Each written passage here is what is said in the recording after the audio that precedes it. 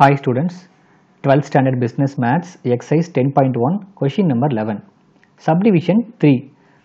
இப்போ இந்த கொஸ்டின்ல பாத்தீங்கன்னா இதே சேம் ப்ராப்ளம்க்கு Vogel's approximation method யூஸ் பண்ண சொல்லி subdivision 3ல கொடுத்திருக்காங்க. So as usual Vogel's approximation method எப்படி இதுல அப்ளை பண்றது அப்படின்றத இதோட சொல்யூஷன்ல பார்க்கலாம். So இதோட சொல்யூஷனை பாருங்க. ஃபர்ஸ்ட் கொடுத்திருக்க இந்த டேபிளேஷன் வேல்யூஸை இந்த மாதிரி அரேஞ்ச் பண்ணிக்கோங்க. இப்போ subdivision 3ல பாத்தீங்கன்னா Vogel's approximation method அப்ளை பண்ண சொல்லி கேட்டிருக்காங்க.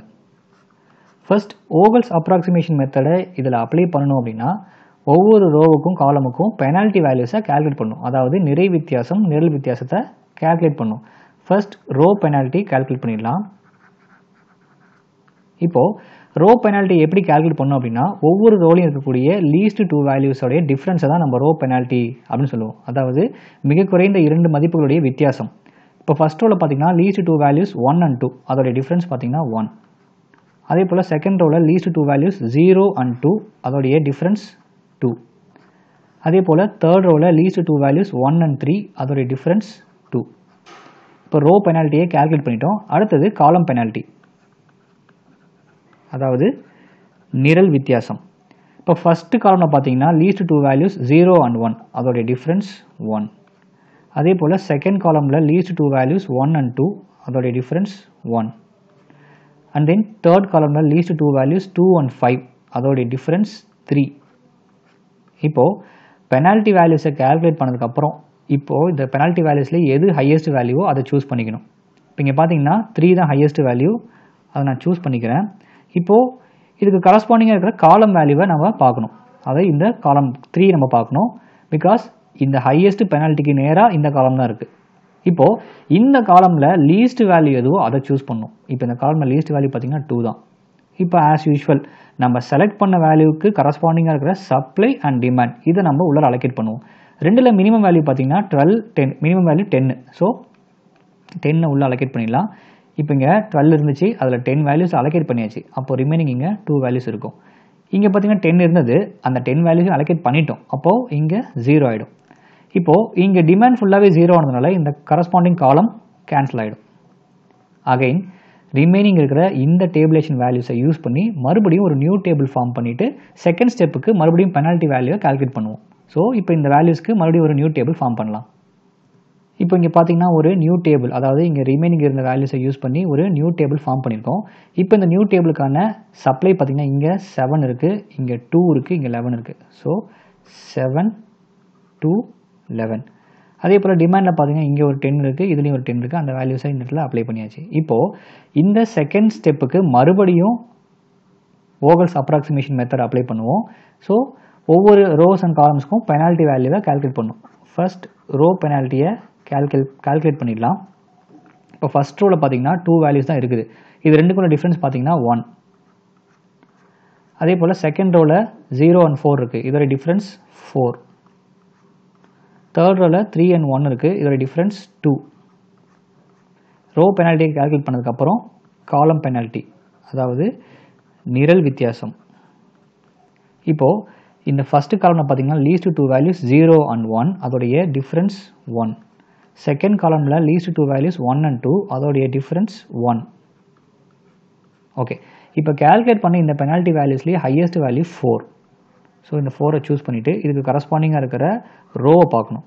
இப்போது இந்த ரோவை நம்ம சூஸ் பண்ணும்போது இந்த ரோவில் இருக்கக்கூடிய லீஸ்ட் வேல்யூ எதுவோ அதை தான் சூஸ் பண்ணிக்கணும். இப்போ இந்த ரோவில் லீஸ்ட் வேல்யூ பார்த்தீங்கன்னா 0, அதை நான் சூஸ் பண்ணிட்டேன். இப்போ ஆஸ் யூஷுவல் எப்பவும் போல் இந்த வேல்யூக்கு கரஸ்பாண்டிங்காக இருக்கிற சப்ளை அண்ட் டிமாண்டில் ரெண்டில் எது மினிமமோ அதை உள்ளே அலோகேட் பண்ணணும். இங்கே 2 இருக்குது, இங்கே 10 இருக்குது. ஸோ 2 வந்து மினிமம் வேல்யூ, அதை உள்ளே அலோகேட் பண்ணிடலாம். அப்போது இந்த இடம் 0 ஆகிடும். இங்கே பார்த்தீங்கன்னா 10ல் 2 அலோகேட் பண்ணிட்டோம்னா ரிமைனிங் 8 வேல்யூஸ் இருக்கும். இப்போ இங்கே சப்ளை 0 ஆனதுனால இந்த ரோ ஃபுல்லாகவே கேன்சல் ஆகிடும். இப்போ அகைன் ரிமைனிங் இருக்கிற வேல்யூஸ்க்கு மறுபடியும் ஒரு நியூ டேபிள் ஃபார்ம் பண்ணணும். ஸோ இந்த மாதிரி ஒரு நியூ டேபிள் ஃபார்ம் பண்ணிவிட்டு இப்போது ப்ரீவியஸ் டேபிளில் ரிமைனிங் இருந்த சப்ளை வேல்யூஸ் பாருங்கள். இங்கே 7 இருக்குது, இங்கே 11 இருக்குது. So 7 and 11. அதே போல் டிமாண்டில் பார்த்தீங்கன்னா இங்கே 8 இருக்குது, இங்கே 10 இருக்குது. ஸோ இந்த இடத்துல 8, இங்கே 10. இப்போது இந்த தேர்ட் ஸ்டெப்பில் மறுபடியும் Vogel's approximation மெத்தட் அப்ளை பண்ணணும்னா பெனால்ட்டி வேல்யூஸை கால்குலேட் பண்ணணும். So first row penalty. இப்போது ஃபர்ஸ்ட் ரோவில் பார்த்தீங்கன்னா 1 and 2 இருக்குது, அதோடைய டிஃப்ரென்ஸ் 1. அதே போல் செகண்ட் ரோவில் 3 and 1 இருக்குது, இதோட டிஃப்ரென்ஸ் 2. ரோ பெனால்ட்டி கால்குலேட் பண்ணி முடிச்சாச்சு. அடுத்தது காலம் பெனால்ட்டி, அதாவது நிரல் வித்தியாசம். இப்போ ஃபஸ்ட் காலமில் 1 and 3 இருக்குது, அதோடைய டிஃப்ரென்ஸ் 2. இப்போ செகண்ட் காலமில் 2 and 1 இருக்குது, இதோட டிஃப்ரென்ஸ் 1. இப்போது இந்த ஸ்டெப்பில் பார்த்தீங்கன்னா ரோஸ் அண்ட் காலம்ஸ்க்கு பெனால்ட்டி வேல்யூஸை கால்குலேட் பண்ணியாச்சு.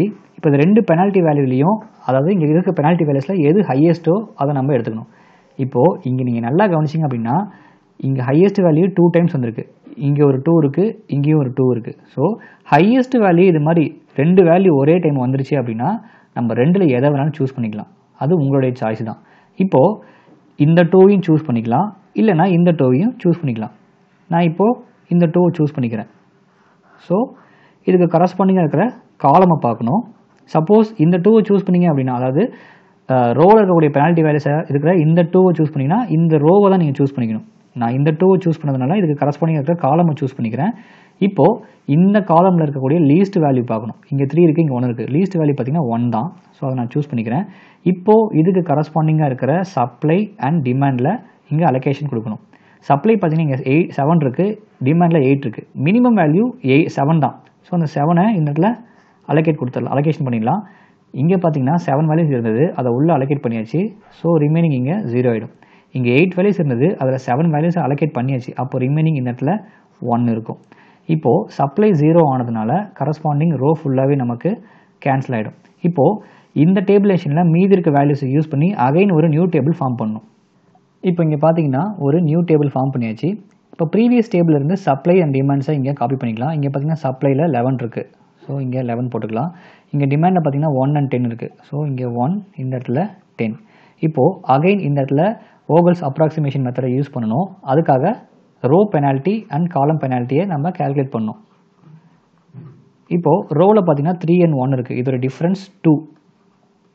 பட் காலமில் பார்த்தீங்கன்னா பெனால்ட்டி கால்குலேட் பண்ண முடியாது, பிகாஸ் ஒவ்வொரு காலம்லேயும் ஒரே ஒரு வேல்யூ மட்டும்தான் இருக்குது.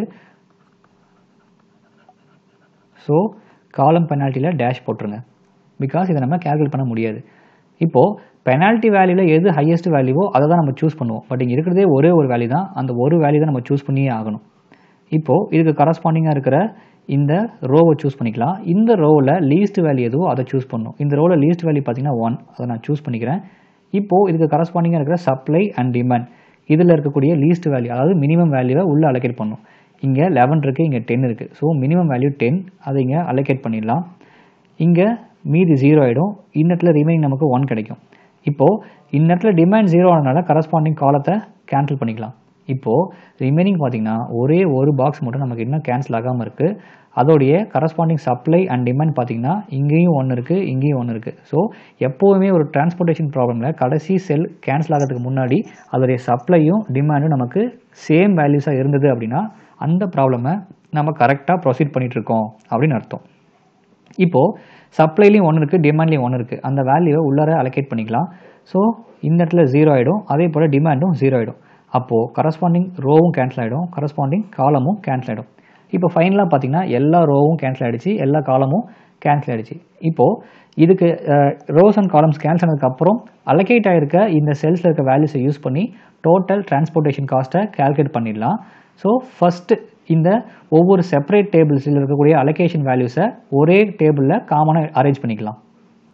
ஸோ இந்த நியூ டேபிளில் பார்த்தீங்கன்னா அலோகேட் ஆன செல்ஸ் எல்லாத்தையும் இந்த இடத்துல ஒன்றா கம்பைன் பண்ணிட்டோம். இப்போது இதை யூஸ் பண்ணி டோட்டல் டிரான்ஸ்போர்ட்டேஷன் காஸ்ட்டை கால்குலேட் பண்ணிடலாம்.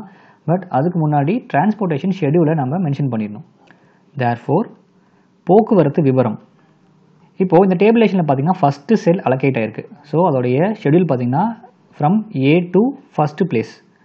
So A to first place. Then second ரோவில் ஃபஸ்ட்டு காலம் அலோகேட் ஆகிருக்கு. So B to first place.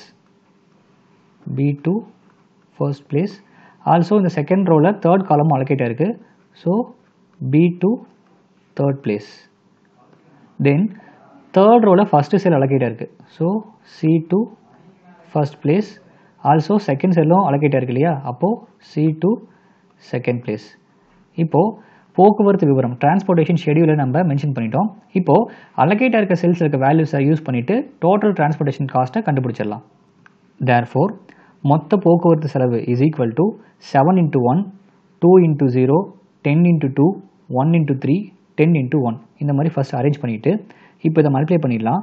7 1s are 7 plus 2 zeros are 0 plus 10 2s are 20 plus 1 3s are 3 plus 10 1s are 10.